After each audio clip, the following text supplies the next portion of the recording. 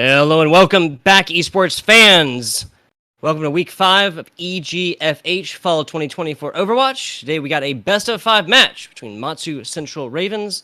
They are taking on the Palmer Moose. I am FBI Tugboat, and I'm joined today, of course, like my caster, Dell. Dell, how are we doing today, man? I'm doing real good. Honestly, I think that the Alaskan series has always been my favorite. I don't know what it is. Maybe it's the fact that I grew up in Montana. Maybe it's the fact that these guys always do big things, or maybe it's the fact that we're hitting one of my favorite maps, Nepal.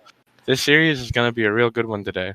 Yes, sir. Montana, close enough to Alaska. We'll take it here. Exactly. A best-of-5, but of course they will be playing 4 games no matter what for points. So we will see, like you said, Nepal first, then Volskaya. Hollywood will follow it up with their hybrid action. A little escort coming through in the form of Gibraltar. Again, played 4-match. Even if one team does take the first 3 matches, then our tiebreaker, if we get to that side, is Busan. Again, this is the Matsu Central Ravens taking on the Palmer Moose. Now, we talked a little bit about seeding beforehand. I'm going to hit me with some of that information here.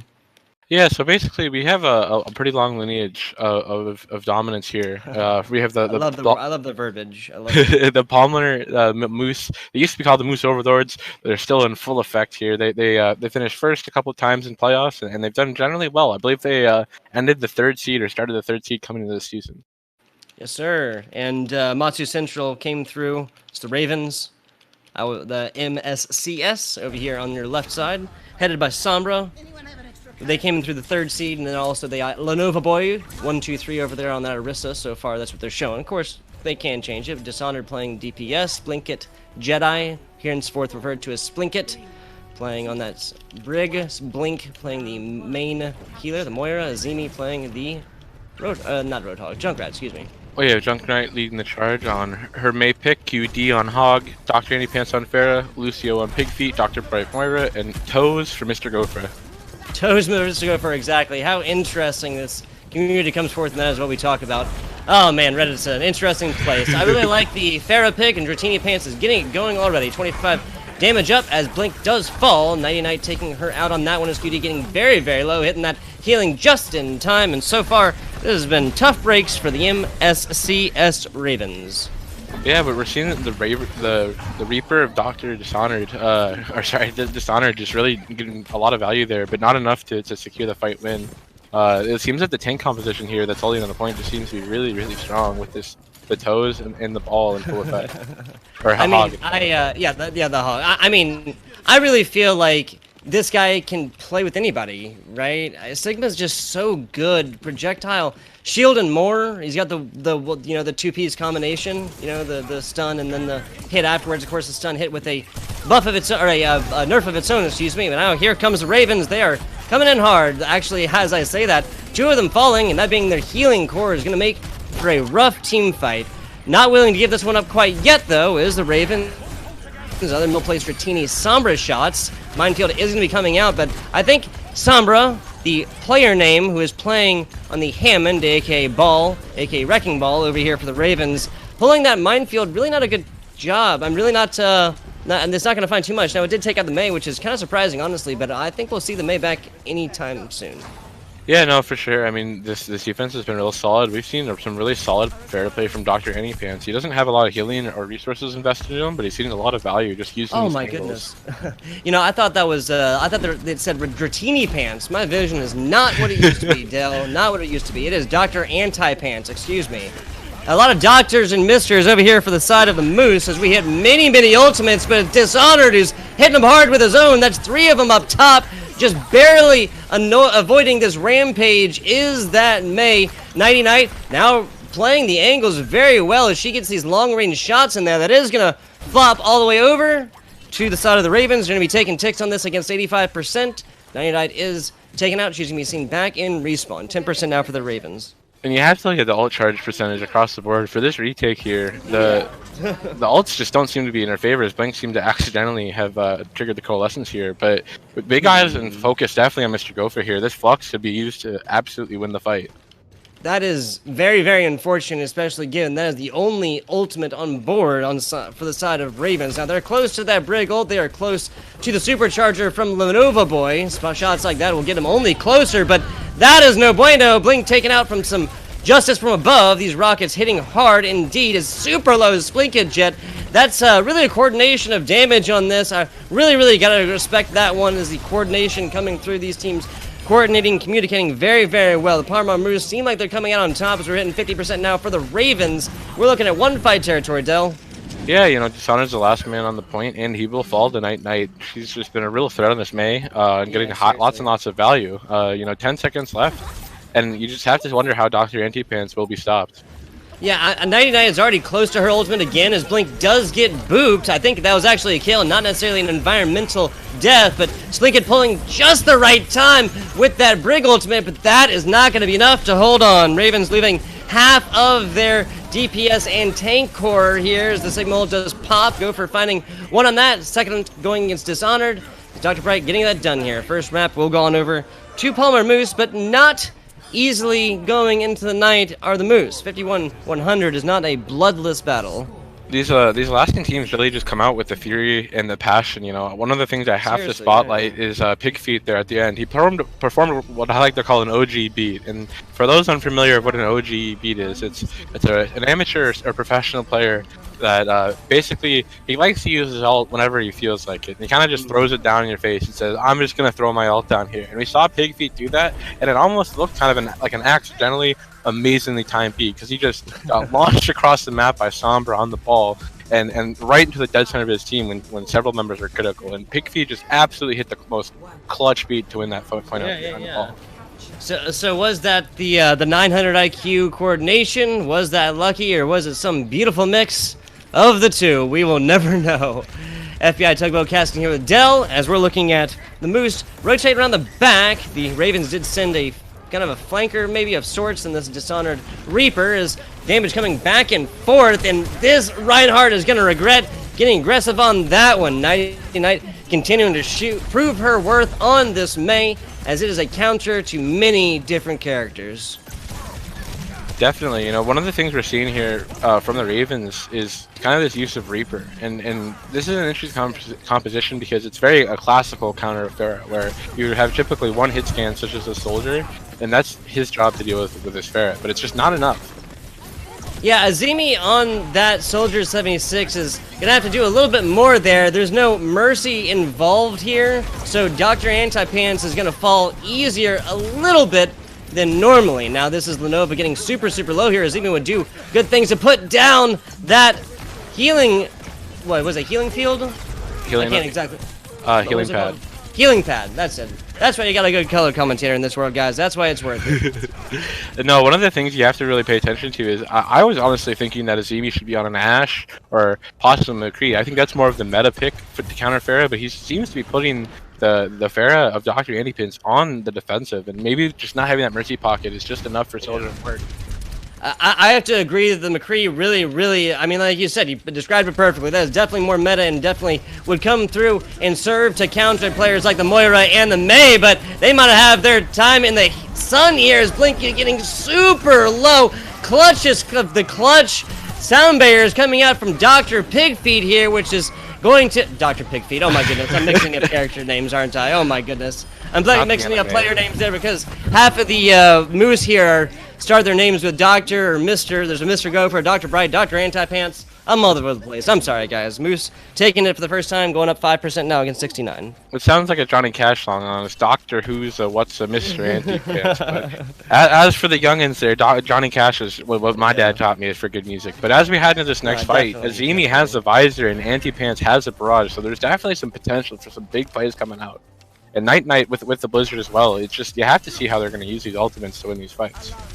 I mean, you really said it best. These are ultimates that can really set up for some flashy team fights. And here's the first of them, Azimi getting that rocket of his own and up the top as now the Death Blossom coming out super low. Or multiple members of the Moose hit him with a little Blizzard action, and that's got many guys stuck in the middle. That's the Reinhardt going to be left out in the lurch on this. Azimi is able to mostly get away from this one. Pigfeet is not able to live through that one. Nighty Night follows suit.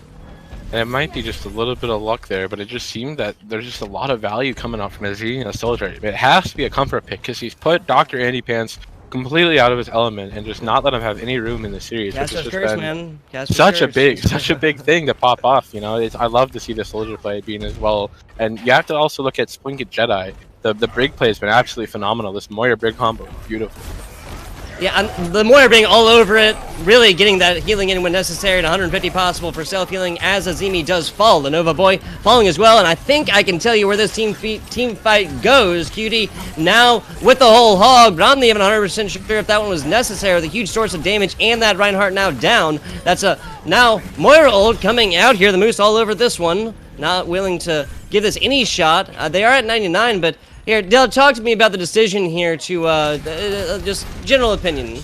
We have to pay attention to Sombra here, because Sombra's still alive with fully high charge and a Graviton online, so there's a lot of deliberately saved ults there, so just maybe a tactical decision just to kind of hold on to things and play with this time that they have. But you just have to wonder how, because Pigfeet and Mr. Gopher have two of the most game-changing ults for this final fight with Sombra looking to go down early.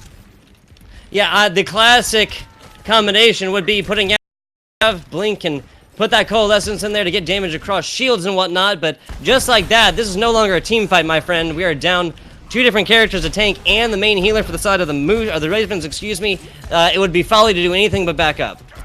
This fight is just so incredibly clutch. We have Dishonored flanking, getting two there, three almost.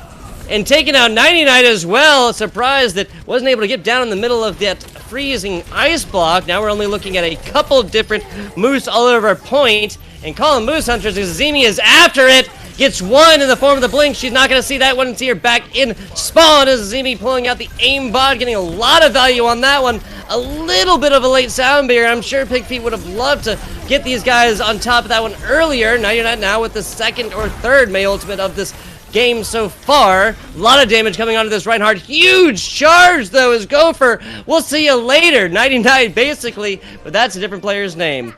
Really well fought team fight. That was fantastic.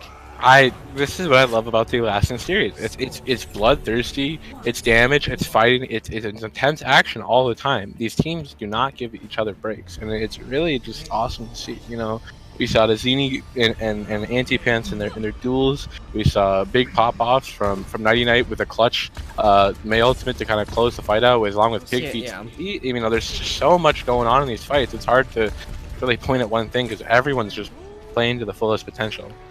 You don't want to point at one thing. I'll point at one thing. 99 in this May. I feel like she hasn't played anything else, I don't believe, and gotten so much value. At the end of this game, we'll see medals and whatnot, but I really would have liked to know what that would have been split up, because first game, you know, solid impact. Second game, really kind of won this for her team, I feel like. But we'll see how this May pick goes in here, as a lot of pull capabilities, a lot of boop capabilities coming out for the side of the Moose between the Roadhog pull and that Farah boop. Now, a little bit coming out from the side of the Ravens and the Lucio, but we'll see how this fares as this team fights to go.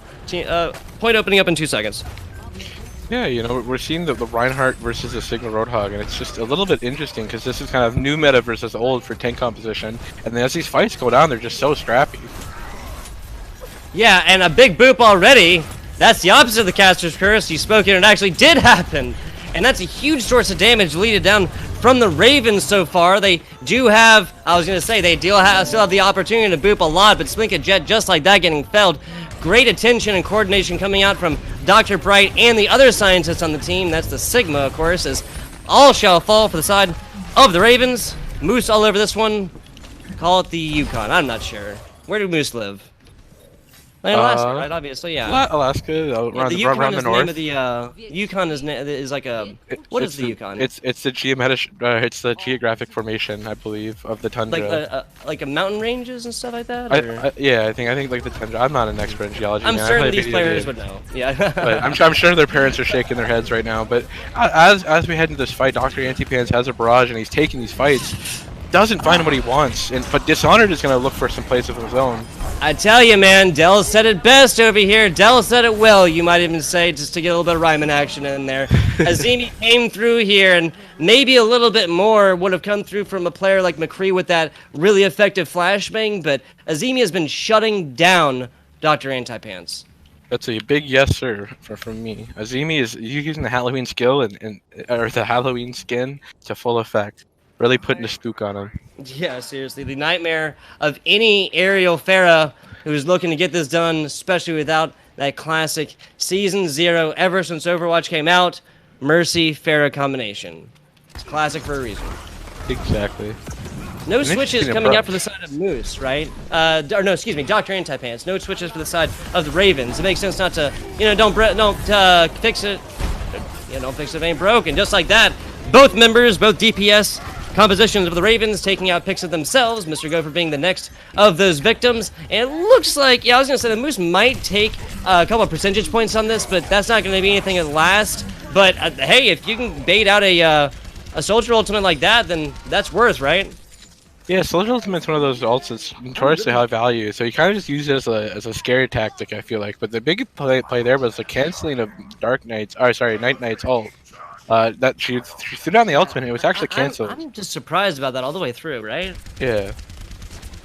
What I like is Flinkit Jet's positioning. Go ahead, I'm sorry, I didn't mean to cut you off. No, it's really weird to think about because Night has gotten such high value so far, and just to get killed there is just really weird to see. But maybe just a little bit of Alaska unluckiness. These players are probably playing on a little bit higher ping than most of us are used to. No, yeah, that's definitely fair. Definitely fair. Dishonored there with a solid attack, but just not able to get all the way back here. Boop coming in, but that was angled too high up. Slinket Jet has already gotten a couple of these so far, so that is a little bit uncharacteristic of him. More rolled from Dr. Bright landing down, and the Doctor is in. Lots of damage coming on top of that as Dr. Antipants is able to help out Dr. Bright on there.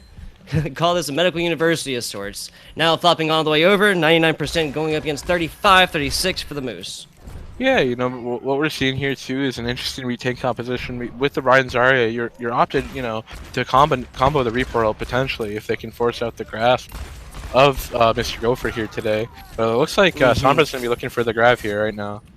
3 different ultimates on the side of the Moose. 2 more will be here at the end of this team fight, if that. Blink getting very low, and she takes the quick way out there. No movement ability on the beginning of the line for her, and that lands from Mr. Gopher. Really trying to get away from that huge grab there, though. With the die is out, followed up with a big boop against QD, and even with that sound barrier, you're looking at a Moose team that is very low. Pig feet not able to lift through that one as Mr. Gopher is the next in line. Sound barrier now dropped for Splinket Jet, but again, and I just gotta call it like I see it, Dell, these ultimates are coming out at unopportune times. Yes, definitely. We're seeing these ults kind of pop out. We saw a lot of interesting plays there. The Night didn't get the value out of the male, but it just seems that the mechanics from this Ryan's composition of being in your face is just enabling the DPS so wrong. Like, what do you do when you have a Reinhardt, a Reaper, a Zarya, a Mortar in your face? It seems like the Sigma is just not able to really deal with that in a way that's reasonable, or potentially even QD. We're going to see Dishonored, and we're going to see potentially a big pop off just because of the fact that with that Hog Sigma there's nothing really to stop him. No, I think the narrative of this is he who wins these close-range battles has been really winning. Now, at one point, that advantage went over to the Pharah, right? Dr. Antipants, look at that. 67% kill participation, right? But then you flip it out and you bring out Azimi, a solid counter to that, and that stops. Dr. Antipants stopped getting as much value. I don't think he got more than a single kill per barrage in the 3rd game. In the 2nd game, it was 2 in a row that he got shut down before even getting a kill. All right. Yeah, exactly. It's about counterpicking, and I really just think that showed here and really did decide the outcome of this first match in this best of 5. I definitely have to agree with you there. I mean, I think that when you talk about kind of these metas, like taking the DPS duel and winning it was something that was determining a lot of these fights.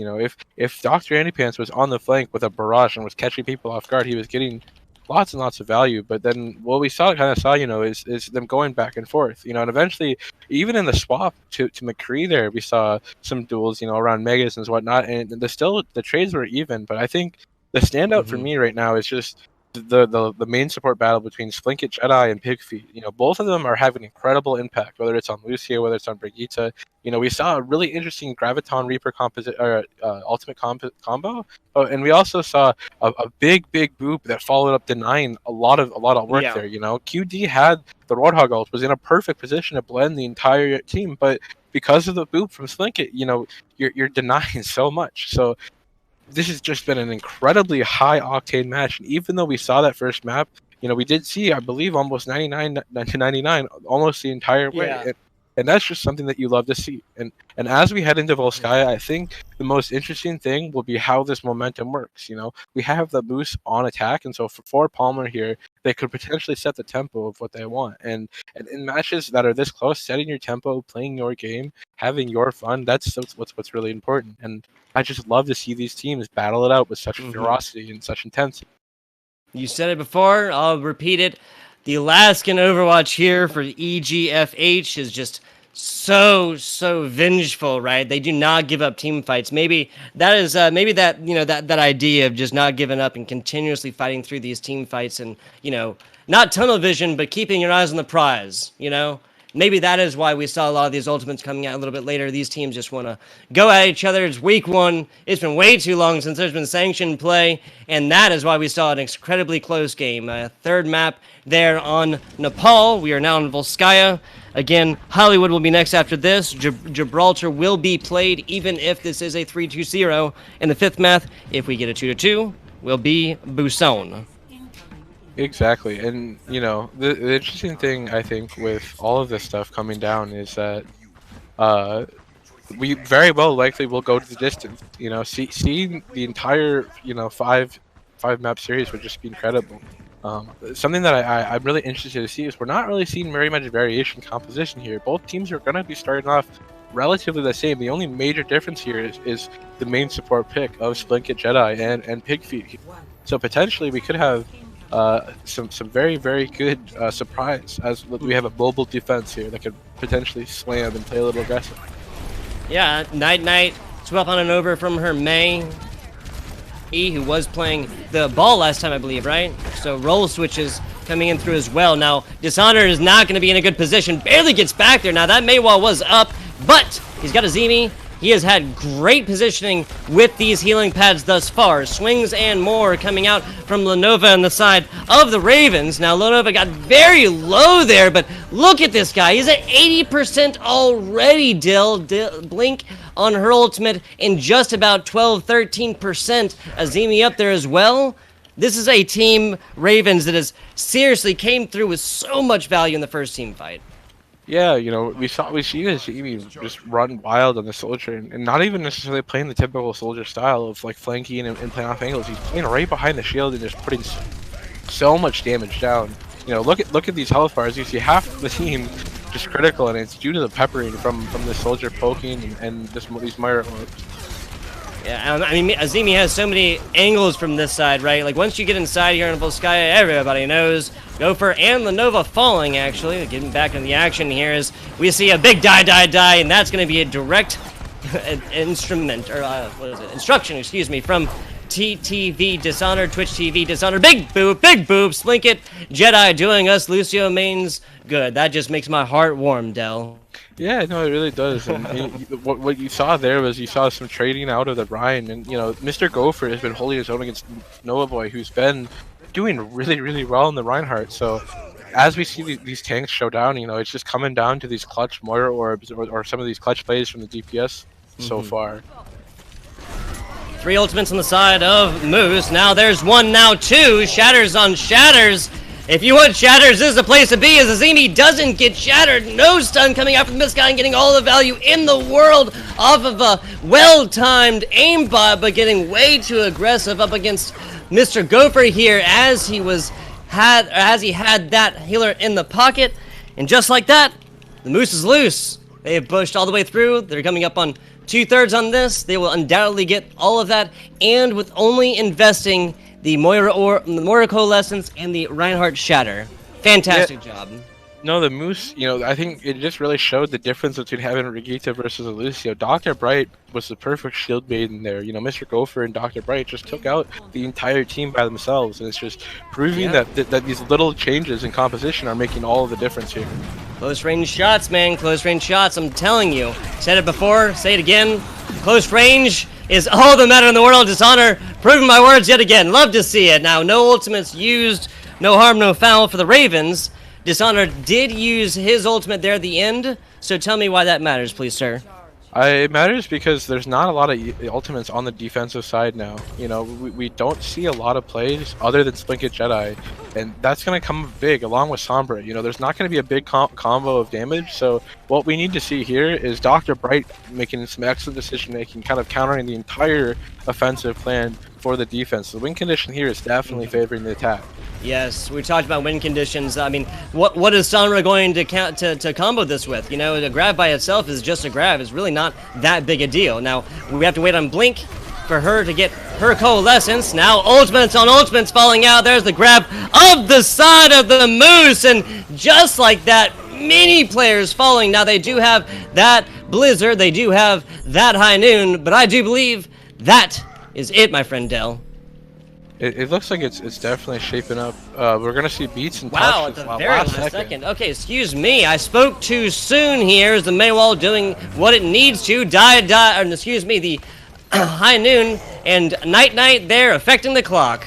97% out. Cutie does fall here, but that Reaper is gonna be it. Nighty getting 2, now 3, pulling that out. Might have single-handed. Okay. That would have been amazing. That would have been awesome. Sombra was right there. He literally only needed to stay alive for another, what, 2 seconds? Second? For the grab to come out, and then that forced him to run on top of it, him getting healing back from that, not necessarily needing a healer there on top of him. I think Lenovo Boy had a shatter as well. I'm sorry. That was so close to, seriously, the exact opposite happening. I just don't understand how these teams are so close. Like, it's every fight is coming down to these micro decisions. You know, like you see just play after play being made. You know, it came down to essentially who had the higher charge Zarya there at the end. But you just have to just be in absolute awe. You know, yeah. These teams talk about Dishonored not giving up, right? Are just they have the hurt in them, man. They've been listening to the sad music all day, and they're taking it out on each other. Like, what do they feed these kids? Because they're animals. Like, what do I tell these kids? That's a South Park reference for you guys. How interesting, right? Yeah, maybe they're not getting enough sunlight, and they're inside and they're agitated or something. I don't know, because they're just going at each other's throats, man. Just going at each other's throats. Oh man, but I just can't. You know, I want to see how the toes of Sombra. You know, instead dropping the Zarya for the Sigma is an interesting play. The toes of Sombra dropping the Zarya. It's a lot of confusion. I think maybe it might be better just to say the Ravens Sigma instead of saying Sombra. I don't know. Say whatever you want to. Say whatever you want to. I mean, just because you understand what I'm saying. Yeah, no, Sigma is definitely one of those heroes, and as we see the Sigma, you know, we have a different attack composition. We've been running pretty close, but now we're going to be switching it up and playing to this advantage. Speed boosted Reaper can be deadly. Yes, definitely the speed will make a big difference here, but Dishonored will drop almost immediately. Yeah, not if you have a nasty stun against you, my friend. Just like that, Pig's Feet getting involved with that kill is up to about 40%. Group healing getting so much advantage in the way of that ultimate chart so far. Sure. No, I think... A lot of posturing here, right? Yeah, so the interesting thing to me that I'm paying attention to is kind of how Night is on McCree versus the Reaper. Classically, we've seen the Reaper played a lot, but I think that the style of the Moira, the Moira, Brigitte, and the McCree just disables the Reaper's playstyle. Big charge there as Lenovo taken out. I do believe that was the offensive Reinhardt on that, and he was charging after Dishonored. Dishonored was very low there and coming to the very, very last millisecond of his Shadow Step, but that charge still paid off for him all day long. Now, they did invest the ultimate, and I'm not trying to sound like a broken record, but please, give me an opinion on this. I think, well, the ultimate usage is interesting, right? You have to pay attention to it, but you also have to pay attention to every single fight's been so scrappy that some of these ultimate choices have been working out. So I think it's just that close, and it's just that hard to read, even for these players. I hear you. And Pig's Feet on the Moira will be getting this ultimate back very, very quickly. Pretty much quicker than anybody else in this game. Now, Dishonored falling to a well-placed flail shot again as Azimi picking up a two-piece of his own. These teams fighting decently even as we see the Sigma ultimate coming out from the side of Ravens, taking out one on that. Pig's Feet following suit after, or right beforehand, excuse me, is the main healer going to be taken out of this one. Dr. Anti-Pants giving him the business. You know, Doctor Antipants and Doctor Antipants and Dishonored have been having kind of this duel. You know, it existed on Nepal and it's existing now again on Volskaya. It just seems to be these two kind of brawling it out. You know, Antipants Zarya has been proven to have that edge in these scrappy fights, but I know that Dishonored is just trying to pop off enough to shut down the Zarya. Yeah, it's interesting because you frequently talk about the matchup between the Zarya and the Reaper. If you think about it, their health pools at 400 and 250, and with Reaper getting, you know, his health back with each shot, Zarya has her shields. They're kind of not necessarily similar characters, but the bubble management on that is never bigger than in the Zarya Reaper matchup. Now there's Dishonored not able to get back to most of his team. A Ravens team that is forced to take a little bit of time, a little bit of timeout, you might say. Yeah, I think that the clear definition between these teams is almost dead even across the board, except for the matchup of Sombra and Dr. Antipants currently. The off-tank role just seems to be a little bit of a struggle. I don't think Sombra is finding the value that they want out of their picks, and so that's why we're seeing the swaps so much. And it's just, you see these plays with the D.Va trying to make Dishonored work, but the synergy is just a little off. And Dishonored getting... Oh, that's a big shatter! That's a main tank, though, so we're still right here on the desk, just swinging away. For the fences was Lenovo there, getting damage on a whole gamut of Moose players. Now, a fat grab there. They're going to follow it up with their own shatter. The end of the dream might be here's Mr. Gopher taking all the damage in the world. Dishonored is out almost... Oh, wow, yeah, okay, so Dr. Antipants is about to turn around and give him the business on that one. Azimi with a well-timed tire, used very aggressively, is going to yield a Ravens team that gets that added 3 minutes on top in the last 20 seconds. This match has been more exciting than the Owl Grand Finals. Let's be really honest here. These comps, these picks, it's so interesting to pay attention to, and these fights are just so close. It's coming down to just deliberately... like last-second ultimates that are just getting incredible value, and finally we saw Dr. Antipants fall here. But on this defense, you have to wonder, how will the May really be a big advantage here, kind of taking this last point of Volskaya? I mean, Splinkit Jet, as with any Lucio, if he notices it coming out, turn on that speed boost and pumping will yield most of your teammates, if they really just go straight out, like a beeline out, and they should be good, but we'll see how that goes here. And something about these team fights I want to mention that I noticed is, like, they're just so different. Some of them are really short, two players falling early, and then, you know, the rest of the team just either getting out quickly with assistance of that speed boost or dying immediately afterwards. Otherwise, we're seeing 45-second team fights. Here's the self-destruct right in the middle, blocked off with great timing as Mr. Gopher, excuse me, but the decision there to charge at the end, not an optimal one. Another Death Blossom used for zoning and more as TTV Dishonored. Still taking progression, though, is the Ravens. Big grab there at the end, but Night taking out two before. There's not a whole lot of people to get damage on here. Only 3 left. Is this Lucio? Slinkage is just doing his best to get as much healing as possible, but look, just like that, close to ultimate and everything, not gonna get through. 1 minute 42 seconds on the clock, Del. The lottery of charge is just kind of what Mr. Gopher is living and dying by right now. You saw him drop early, but then he returned it with a huge pick, I believe onto Blink, just connecting the pin, and that turns those overtime fights into a team with healing to a team without healing. Getting that Moira was just so unbelievably clutch, and, you know, it also gives him a heck of a lot of shatter charge. And so this next fight is really going to come down to whose Reinhardt gets the bigger shatter. Yeah, and building on top of that, you know, Azimi was playing the Soldier a minute ago. That's another source of healing right there, but dropping the sound barrier and getting aggressive with it, a huge shatter right in the face of every one of these Moose members, I believe. There was one outside of that, and now following it up, Lenovo getting his own shatter down. Wait, there's no... Okay, yeah, sorry about that. That was Gopher. For a second, dude, I seriously thought he got another shatter that quickly, and I was about to lose it. You know, Gopher built 50% there in that last fight. Yeah, exactly. Was not that far off now, ladies and gentlemen, but I mean, getting it that quickly would have been just almost unheard of. I think I've seen a YouTube video of somebody getting it in like 9 seconds, but that seriously was like you know, he had a coalescence on him. He had a Zarya bubble on the beginning and end, and like every swing connected with people. But Yeah, it's really wonderful what you can do with some really artful hammer tech, and you know it came down to kind of the Eye of the Kaiser Shatter, and what you thought would be I the big love combo is kind of the Diva Bomb thrown with the Reinhardt, and that's what you think like the big elimination combo is. But what kind of happened there is these ultimates got layered in the weirdest way. You know, we saw Mr. Gopher connect with the early shatter, and it looked really juicy. But the problem is that the tire from Azimi was just directly overhead and got two just in the confusion from all the ultimates being pressed. And then finally, to close it out, we saw Noah get the clean 3K with the shatter, and what it did is it just let everyone get almost completely eliminated just instantly. And in this last second point, you know, they didn't have a big time bank to work with, but they were able to secure that minute time bonus, which is very, very important here as we head into this final attack here on the side of the Ravens.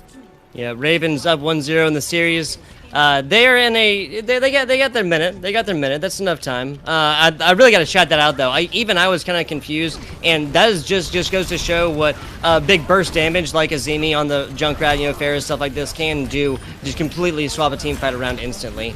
All the attention of the world coming on to the Lenovo boy 1-2-3 here as he's trying to match with his Brig. Couple swings onto him as Mr. Gopher takes one of his own. The DPS core of the Ravens deleted, and they're gonna have to go back to spawn and only have about 25 seconds to determine what's going right, what's going wrong.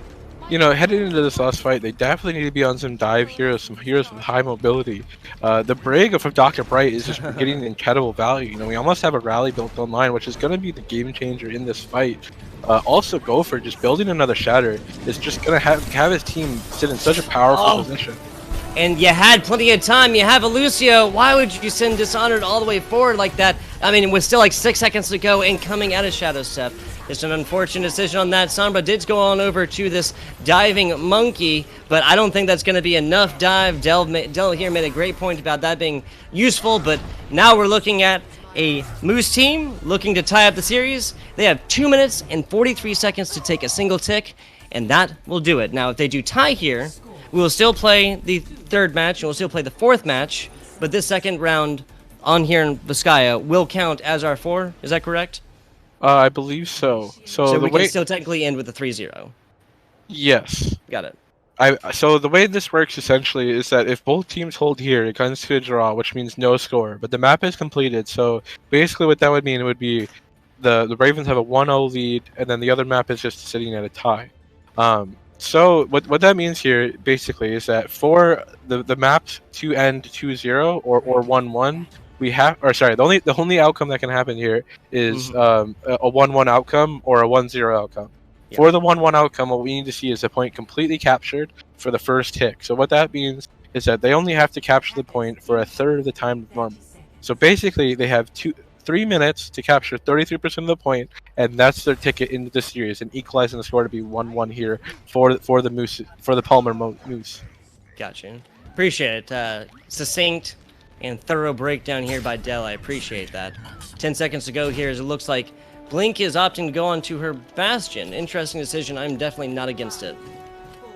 Definitely is some interesting picks here. You know, Ball and Bastion, not an often combo. Wait, the two soft supports, okay, sorry, I didn't necessarily see that. The Brig and the Lucio? Yes, sir. Interesting. This is a long defense ahead of them. Not 100% sure. There's just, I guess I'll just say there's not the two supports that I would choose. Dishonored forced back quickly. Night. Over on the McCree might give him a lot of troubles with this. Big Feet already up to that 35% ultimate. Big Moira production from him already. Bastion shots now coming out, and they have been alerted. The Moose is on alert. These Bastion shots will definitely give them trouble if they let it go too far.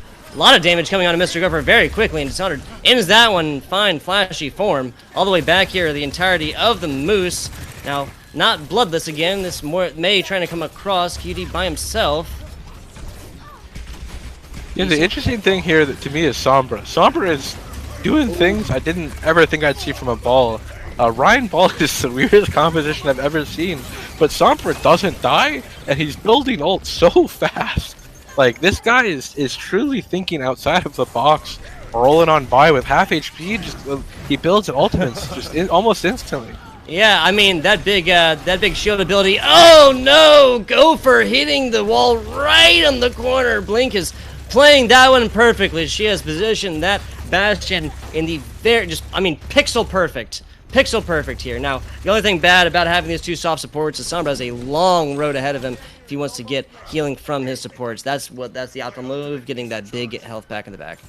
Yeah, we see him just fully charging. We're halfway to another ultimate, and that's just almost lapping other heroes. And this ball disruption is just kind of playing a bowling ball. He's been getting strike after strike, just knocking these dispositions and enabling his team to get so many kills. Now Splinkett falling first, not optimal. Perfectly timed sound barrier on that. Excuse me, that was actually Dishonored who was getting that one out. Very last shot from Blink does take out her target on that. Mr. Gopher getting super aggressive, not willing to let that one go. Grab coming out here, following up with the Shatter, and Dishonored so low, just like that. Lenova, Sombra, and Dishonored all fall. A very, very respectable team fight. They took down, what, they were coming in with 2 minutes 45 and they ended with 30 seconds? Yeah, that was really close. Like, that came down to, again, this kind of story of, is Dr. Antipants dead? The man is a threat. Like, whether he's on Zarya, whether he's on Ferret, he knows his niche, and he exploits it well. What an incredible play of the game here from Dishonored, working the flanks here, just getting so much damage, and he shows you how his team's kind of cleaving as one single unit. And look at these cards. Dr. Bright, 86% kill participation. Now, he got incredibly aggressive with that Brig, but just like Dishonored, on the other side, though, we did see Dishonored get picked off there at the beginning of some of these team fights. Now, the theme of tonight, everybody, is this week 1 matchup has been an absolute bloodbath. Neither of these teams willing to give up any yardage whatsoever. I love what Dishonored is doing, especially given that the Ravens can come through even after they lose that huge source of damage and win team fights 5-6. Yeah, exactly. And the things that just stand out to me, of course, we have from the Ravens, we have Dishonored, who's been a story maker. We've seen Noah, we've seen Sombra, we've seen Blink, we've seen Azimi. We've seen them all, pop off in different ways. And the interesting narrative from this team kind of is how they adapt and they're different. Every single map we've seen definitive picks. You go back to Nepal, you think about Azimi Soldier, you go to Volskaya, you think about that almost nearly clutch defense from Blink on the Bastion and Sombra on the ball, and then you look out to just every matchup here, and I think the Ravens' flexibility is something that's incredibly powerful, and it's just that close to working. But what's setting these Moose apart, these Palmer Warriors here, is just these final clutch fights. It's going them this way. It's siding ways that are happy. It's just coming down to these big plays. Again, Dr. Antipants definitely the standout, but what's keeping the difference, what's closing the gap to me, is kind of these main support picks in the duel between Sprinkett and Pigfeet. It's so close, and it's just wonderful to see from both these teams as we head into our third map of the day, which is Hollywood, with a score being 1-1 with these Ravens and the Moose fighting today. Yes, even Stevens here. I do love what they've done with Hollywood in the Halloween edition. Everything's spooky. I love it. It is amazing. Let's divert the conversation over. We talked about it during game. You breezed over it there a little bit. The off tank role. Now these players have swapped up their roles a little bit, but talk to me a little bit more about that. I'm very interested in that. So I think the thing about off tanks here is that the meta definitively is up in the air a little bit. So typically in the off-tank role, you've seen them be very good at one-tricking. So usually what you have is you have your Zarya player, you have your Diva player, you have your Sigma player. That's kind of always been the off-tank role. You get really good at one hero. But what we're seeing here from Sombra, what we're seeing here from, I believe, Dr. Bright is kind of these rotating picks. What you see someone on Zarya like Dr. Antipants, and you see Sombra on ball, and you think, okay, this isn't necessarily optimal, but the levels of comfort is definitely just hiding the defenders. Even when Sombra was on, in my opinion, the worst off tank in the meta, Diva, the usage of how he was enabling his teammates. He understands how Dishonored's playing, and he's enabling his teammates, and that's what's setting them apart. It's just kind of these little intricate details between the picks of Sombra or Dr. Antipants. But again, Yeah. yeah, these rotating roles, we're gonna see stuff almost completely mixed up on both teams. Yeah, Some major role Azimi. swaps. Yeah. What? Azimi onto. Well, Uh, Blink playing the Bastion last game, obviously going over from her main support over onto the DPS now, and I mean the biggest DPS of the game, right? Like that tank or the turret formation, far and away the highest non-ultimate DPS output in the game. Azimi over onto the soft tank where he was playing DPS. Sombra now going from, I believe, played the off tank now onto main support. Lenova staying on over to the Reinhardt, and that is not even talking about Moose yet. Yeah, exactly. One of the things that you're gonna pay attention to, I feel like, is how Dr. Anypants is picked in the Widow. Widow is an atypical pick, but is definitely something that is potentially a comfort pick. But Blink has said no to anything but melting them, as the first two kills easily go their way. Just a thumb on top of your head and just, nope, go back to spawn. We'll see you later. Give me 20 seconds. Oh, look at Azumi here playing really, really aggressive. I don't think this was the choice. It looks like the mech is gonna fall. What? Yeah. Interesting. Yeah, interesting. Now, I wanted to laugh about what you said earlier. Diva not being in the meta. I feel like those words are coming out of a dream that I had somewhere in seriously, Dr. Antipants, a nice headshot on that. Main support deleted down from the side of the Ravens. Now we have trades coming through. Huge source of damage gone in this force in the form of Blink being deleted. And now I think that's a definitive team fight win for the side of Moose. 3 minutes left, and they will be rewarded probably about 235 with a couple extra minutes. Yeah, exactly. That was a really strong offensive here, and these swaps are definitely interesting. Like, I don't know what to make out of any of these picks, and I'm honestly just interested to see how it evolves. At what top position did you, or at what point in your day did you see Night would throw down this terrifying Mei, but then lock it down with Sigma and Zarya? What an interesting composition, and the way these players are rotating is just really, really interesting. Yeah, and I mean, Dr. Antipants had all the value in the world on the Zarya. On the Widow now, he's taken himself a few headshots. Not saying he's done a bad job by any means, but has he produced, or has Mr. Gopher produced the same level that he did? Time will tell. Cannot say that quite yet one way or another. 3 ultimates, almost 4 on the side of the Moose. They're just rolling on along through here in front of the saloon and more. They'll be turning the corner in just a second. And that's a Sombra, Sombra name player, the main support, the Moira for the side of the Ravens, now getting back with the rest. Dishonored falling here, but again a 5-6, but they've again proved that they can do this without Grab falling down in the middle, but not today. Doesn't look like that is there. Now, Splinkit Jet was very close to that Lucio ultimate. That might have been a different story had he had that variant on board. And one of the things I've just been really lost in watching is kind of Dr. Antipants on this Widow. It's a really weird pick, I feel like, but it's the playstyle is just interesting. Kind of playing this kind of it's Halloween. Aggressive style of Widow, just trying to put fear in the opposition.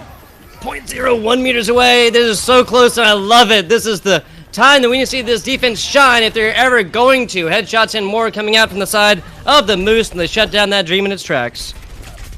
Definitely, the dream has been dead, but the point will have gotten captured there. So the spawn advantage here is gonna come in. I think it was just a last second kind of back cap. I just, man, Dishonored's been playing such a great Reaper. Unless he was going to switch, which does not appear that he's going to. I just do not understand the idea of trying to pull that in the back. You got the shield. You got I'm sorry. They have a shield. They have a method of heading shotting you. With the Widow. They have the Brig stun. I'm just not sure what. Oh well. Yeah, not sure what's going on. We're just watching kind of this really scrappy fight. That's we kind just of watching some Overwatch. Yeah, we just watching some Overwatch. Loads of glowing players on both sides here. As Dr. Antipants the first to pull that ultimate. Got Blink just pouring in the damage. QD being the first to fall from that. Self-destruct in the middle. Nobody taken up by that one. Great placed Sigma shield on that. Both Coalescence now being activated as the grab does land. Both the Bastion and the Reinhardt caught in the middle of that one. Both players getting decently low, but of course the Sigma, or the Moira ult in the back is going to be able to keep them up. Lots of damage coming against Pig's Feet and Dr. Antipants. They do fall there. An attempted charge and dropping the shield for just a second when you got Mr. Gopher and an entire slew of Moose players paying attention to you. Falling is that main tank, excuse me. Now Dr. Bright falling, that's the only one on the side of the Moose has fallen in quite a while now. We have the Moira coming back, we have the Widow in the top. Yeah, it's still popping heads, dude. That's 3 now. This guy's on fire. Yeah, Dr. Anypants has been a threat of all forms here. In the fall, making his opponents fall like bodies, and it's just seeing headshot after headshot, just dropping these kids, and it's really interesting to see. Widow is definitely not the pick this meta, but Dr. Anypants is making it shine. There's a Soul Sigma ultimate trying to follow it up with a QD. Riptire, he's all over this Reinhardt, but he's still not gonna go. This might actually time out here soon. All over Azimi, not able to heal through that one. That's what he was waiting for. Grab out in the end just for a fine, flashy form, Dell. 2 minutes, 50 seconds on the clock for the side of Moose. They are rolling. I'm gonna say it again, the Moose is loose. Yeah, the Moose are definitely showing their promise, you know.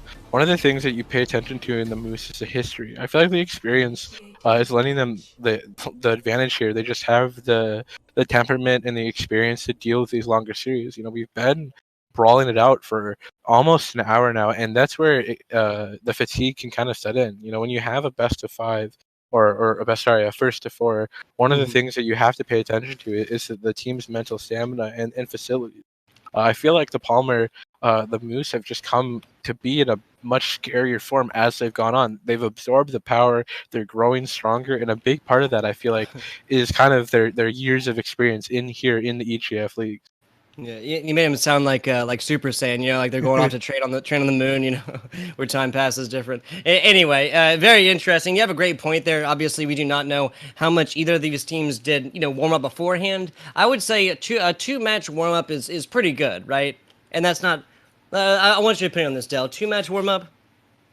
Yeah, no, I mean that's a solid 30 minutes. You know, if you're running, that's a good, you know, a couple miles. I think you're feeling hot by then. You've done your stretches. You know, you're not pulling any muscles. There you go. Right, you're nice and limber at that point, right? But seriously, you're not gonna. I don't think anybody's gonna start on minute 31 and have any effects of like burnout or fatigue or anything like that here.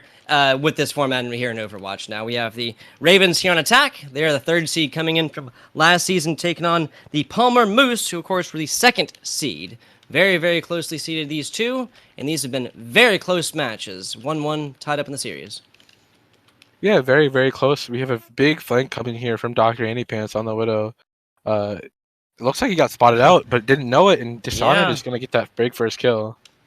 Yeah, I mean, we just like Dishonored has been able to fall first in these team fights, and the rest of the Ravens have been able to push all the way through. The same thing with Moose. Now Dr. Anypants switching back on over to that McCree, going to be able to provide a little bit more facility for his teammates. Now Lenova, big Rhine shield up in the front, charge comes through, but Dr. Bright going to be taken out, trying to get away. Dishonored all over these ones as Azimi does dash onto those last little Junkrat mines, man. I hate that.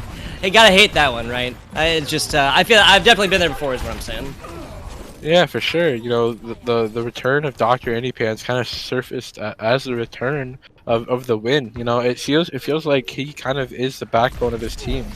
When he's there, he's definitely the one that's enabling them to just get these final kills and close out in big ways. I mean, what? The Zarya, right? The Widowmaker, we saw him take 3 headshots in a row. 3 of them. One was on a tank, okay? These are not easy characters to kill. Now over on the McCree. And like you said, completely controlled the tempo of that team fight.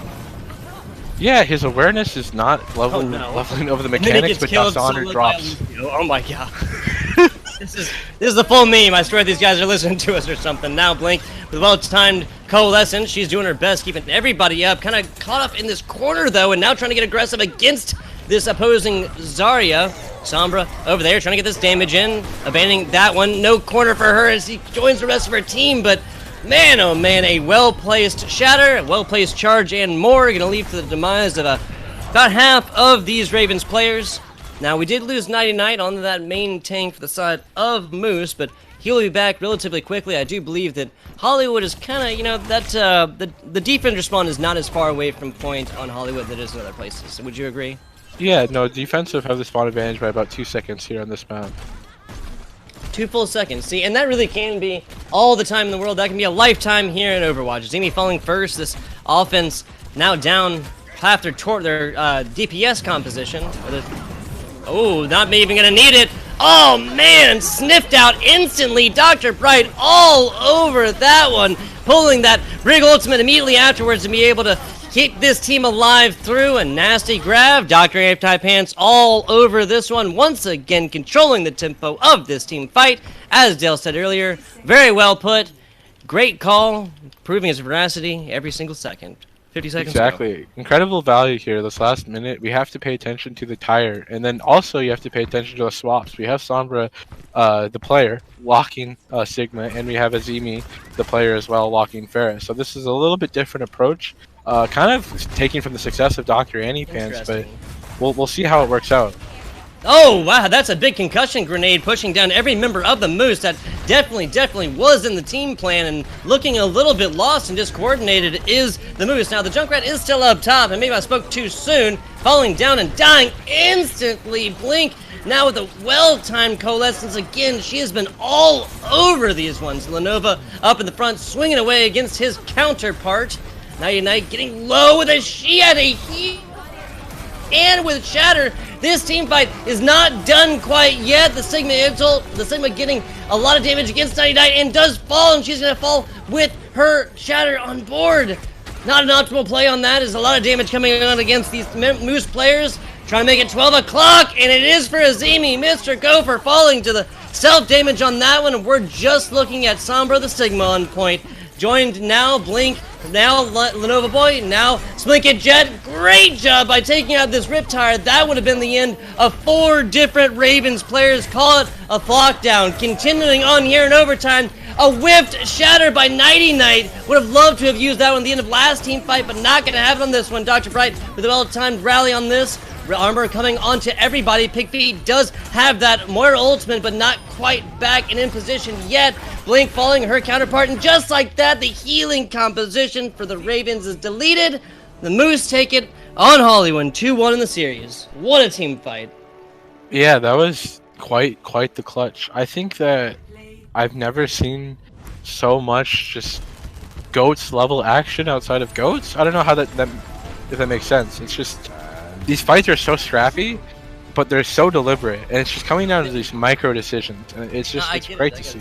The minor, like very small movements there. I mean, GOATS, we would have seen all these guys just smash together and almost not even be able to tell what's going through. Ultimates like landing on top of each other, but a very good point. That was quite intense. Quite intense indeed. One of the things that I want to pay attention to in this final map, because this will be our 4th and final map. The score is, I believe, 2-1. Wait, no, it's not going to be the. Oh. Yeah. If this ties it up, if they do go 2-2 going through, then we will see Busan because there was not a tie in the last round. Is that correct? Oh, okay. So it's not 4 maps played. It's first to the score of 4 maps. Okay, my mistake. It's a best of 5, but they play the 4th for points. I understand. No matter what. Okay, so we have potentially some more action in the series. One of the things that I think will kind of tell the tale is how these role swaps are being used to find impact. We've seen almost everyone kind of swap off from roles. The only people that we've really seen stick to the same are kind of Dishonored, not Doctor, and Dr. Anti-Pan. Those 2 players have kind of been fairly consistent on what they're picking, and it's interesting to see kind of how these roles change around. But as we head into this break, I want to encourage everyone to keep here for the rest of this action. The series has been the hottest yet. I'm so excited to see how it ends, and we'll be heading to Gibraltar, which is a completely game changer of a map. So we'll see. We'll see you soon. The EGF official here, Alaska High School Overwatch. It's all good. We love you. We'll see you in a minute.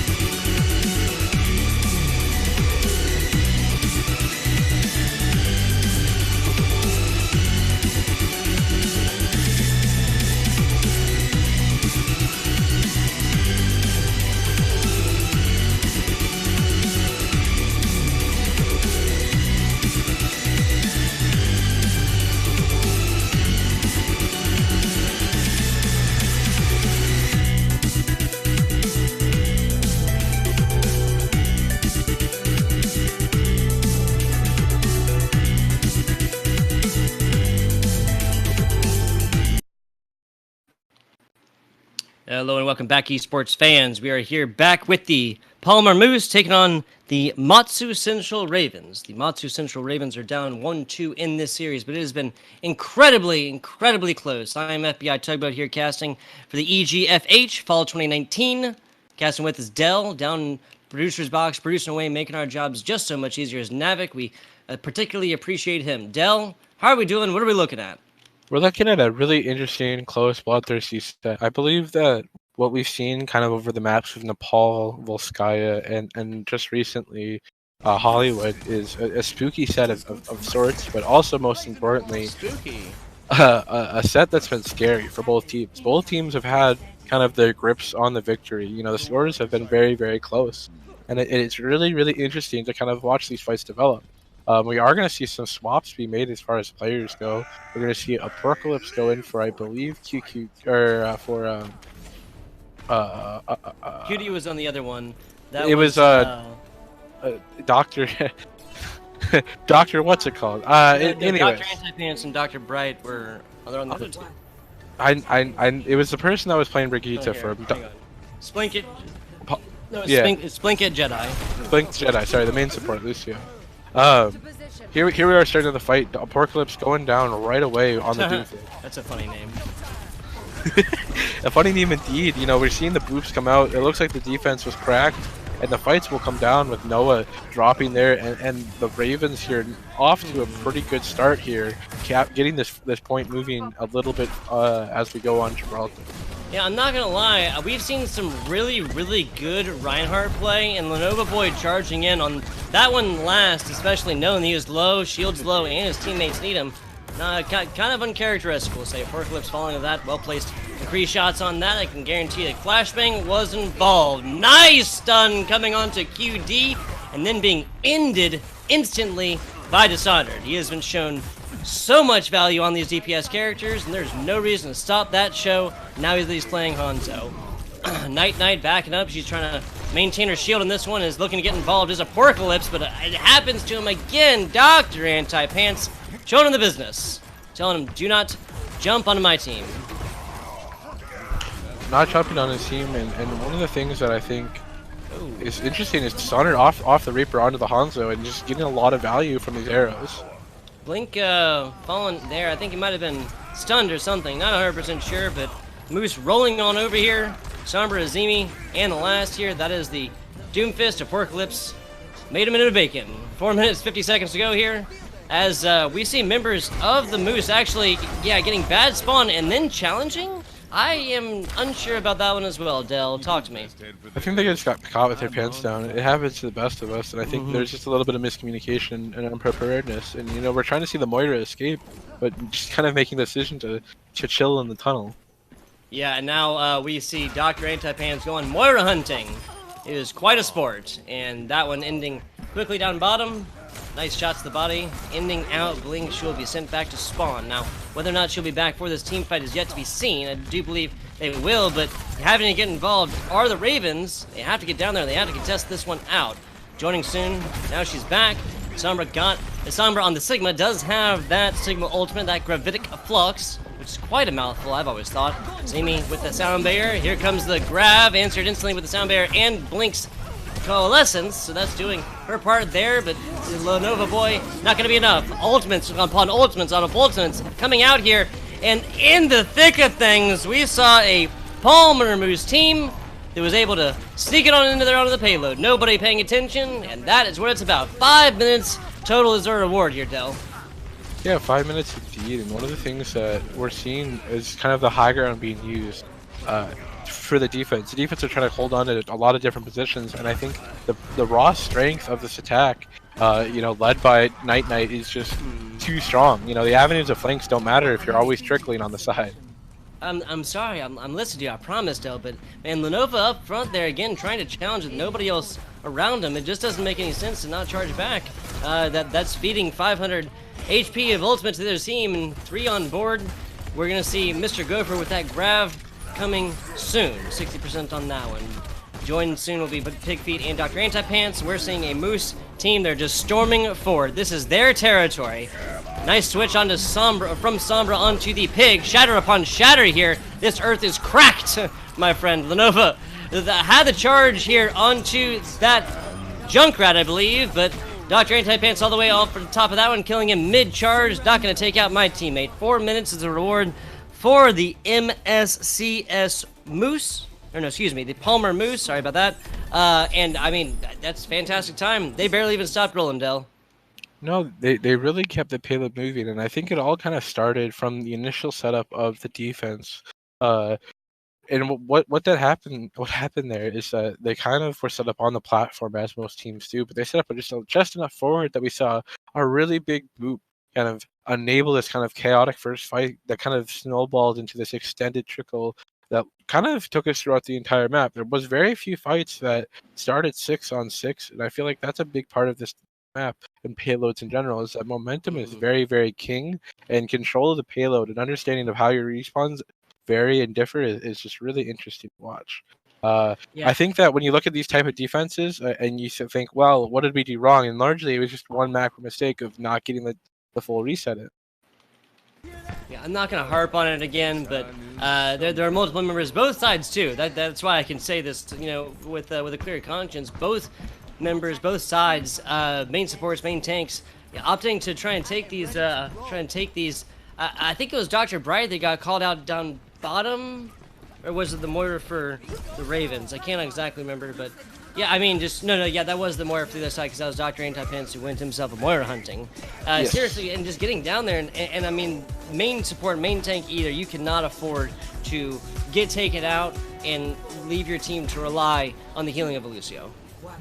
No, you really can't, and you know, we've seen the kind of the Lucio Brigitte comp, but we've also seen, you know, this playstyle, and it just seems that these decisions in the team are just not lining up the way that they need to be.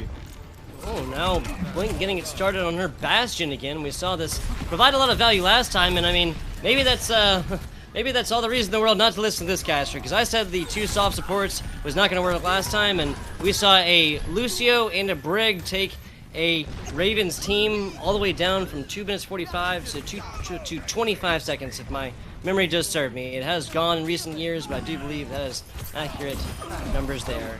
That's Dishonor trying to get back down there. Dr. Antipants says, no sir, not so fast, my friend. Takes him on another one, but Zemi and Apocalypse are all over that.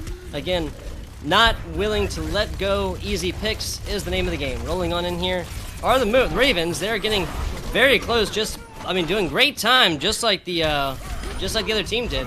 Just like that, with a well-placed anti. Night takes out 2 with a charge.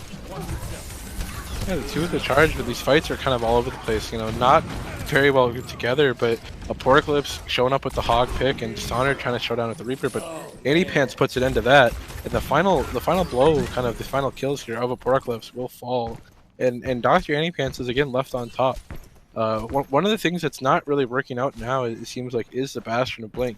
You know, when you have that cart, when you have that control, it seems like something that does have a little bit of benefit, but it's not what we're seeing right now. Yeah, the pirate ship, you know, some people affectionately called it, right? Because you got this big turret coming out one side. You throw at least 1, if not 2 shield characters, one of those tanks, the Sigma, the Orisa, the Ryan. And obviously can't really count the Winston in that, but something I want to talk about here is the Dr. Antipants Dishonored matchup. Dishonored has played nothing but Reaper, I think, this whole time. And oh my, Dr. Antipants all over that one. I really did not think he was going to make that corner there. Just like that, one ultimate invested for the side of the Moose, and they just absolutely shot down the Ravens. Yeah, you know, what we're seeing here is kind of an expert use of space. You know, this map is very unique in forms of Overwatch maps. A lot of them have very similar map design, but this one just has a lot of nooks and crannies, and they're very vertically challenged. So leaving this kind of space unchecked just allowed Dr. Antipants to get this big value of the 3K, because no one even noticed he was there. Yeah, I mean, to talk about noticing in nooks and crannies, the solution that is hit scans, right? And you're looking at a Ravens team that has hit scans technically, with the Sombra playing over onto the Baptiste, and has hit scan technically with Blink on the Bastion, but that's really not what you're looking for. Getting it going here, Apocalypse start this one off with a pick up against Dr. Antipants. Now that's a hit scan. Pig feet zoomed in, that's a hit scan. That's what we're talking about here. Oh my god, and no rest for the weary. Dishonored not able to get too much on this one. Now that is a shatter! Getting every member here, but even, oh man, that was a Moose team. I feel so bad for Night Knight. They were all so low. The players just simply weren't there. Even like one extra player there to maybe even body block for Night Knight would have been massive, but she was just so low. There's only so much to be done, and didn't get all 6 players, so falling quickly there, but still want to shout out a huge shatter, really showing about his on that one. Exactly. You know, now that they have the pirate ship under their control, kind of, this is where this Bastion defense gets this Bastion offense gets a little aggressive. We are going to see the grab pops and some big plays. Yeah, swinging away here, Blink falling, Night Knight taking out 2 of them with the assistance of her good friend, the Zarya. That's Mr. Gopher. Nasty little anti against him, and Loda Boy gonna fall. Dr. Anti-Pants not looking to slow down yet. He is in the middle of his age, and he's feeling like a young man. Pushing all the way in here. 2 minutes, 15 seconds. Raven still going across this. Nice evade there by Dr. Anti-Pants. That's a wasted hook by this Roadhog, Porcalypse. No, wasted hook, but he is going to find some value in Dr. Bright there, but not the kill. And as these fights keep going, we're going to see Baptiste be used, and the Hog as well. It is. Trying to get aggressive. This is pushing members, just hurting them, if you would, over into one corner. Taking a little snooze here, and Apocalypse actually waking up a little bit early. Lots of damage coming across against Nighty Knight. Even talking about getting dethroned. Nasty high noon. Doc yet again showing that he can swap around momentum with a drop of a hat, maybe even a cowboy hat. Exactly. You know, what we're seeing here is kind of this Blink set up in the corner. And put high value just with this Bastion, completely Nice untouched charge. till now. But Mr. Gopher and Night Knight putting an end to the Bastion with Blink. Yeah, I like what Sombra, who is of course playing the Baptiste, did there. Great positioning with that with the invincibility shield now. It was good positioning, but what might have been, there was nothing else to put it behind is what I'm saying. You know, obviously you wouldn't normally want to put it around the corner, right? Yes. Yeah, so there was nothing else to block that off, really. 4 ultimates on the side of the Ravens. Yeah, exactly. And one of the things that you wonder how it's going to be used here is the nano. Who do you nano in this composition, and what value do they find? But I think it's going to have to do with the Graviton, but Dishonored in a big pick there. Oh my god, yeah. Dishonored cannot find any honor in the form that is well placed, well executed, and awesome gun battles. Now, this is a Roadhog ultimate all over the... I mean, okay, Apocalypse too, man. Dishonored and Apocalypse is really just not getting any breaks here, man. Just tough breaks through and through. Dr. Anti-Pants all over this one, and if they had another 10 seconds, they could die quickly and come back, but as it is, they have 10 seconds. Unless Dishonored gets an ultimate in 5 seconds, and this is over, yep. So, we just watched the Palmer Moose come through the first 2 mat games. I think it's fair to say we're a little bit closer. Yeah, no, I think that one of the things that's showing the difference is that instead of having kind of this 99 to 99 cost fight that we started out with, what we're having is these fights that start and then don't really end. You know, we saw a lot of momentum, we saw a lot of big plays. You know, when you see stuff like this, the man was completely untouched with a high noon being channeled, and I think it's coming down to kind of the deliberation style. So the theme that I've seen kind of from the side of Blink and the rest of the crew is this deliberate style of very, very slow committed. Dr. Bright with the 62%. The thing was going away, so I had to say it right then. But last match it was 67. Match before that was 67. Now 62. That is amazing statistic for Brig. Please continue. Exactly. No, these fights are incredibly close, and I feel like these high kill participations are showing that nothing is really impossible for these teams. You know, these fights can swing either way at almost any moment. And the other thing is just kind of how the deliberation is kind of working. You know, if your play style is sticking to Bastion, if it's sticking to McCree, whatever it may be, kind of how you're playing these fights is taking these time. And in the end, it just didn't shake out, I think, the way that they wanted to with the Bastion style, and the McCree seemed dominant. And as the series was kind of all over the place as far as the battles between Doctor and Pan, swapping the main supports, talking about importing someone like Pork Apocalypse, and it just shows you how close these teams are. Apocalypse, sir, please. So Not Apocalypse, my mistake, of course. Pork Apocalypse sounds like an awesome restaurant.